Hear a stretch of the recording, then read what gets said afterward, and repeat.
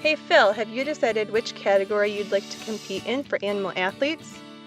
It's coming soon.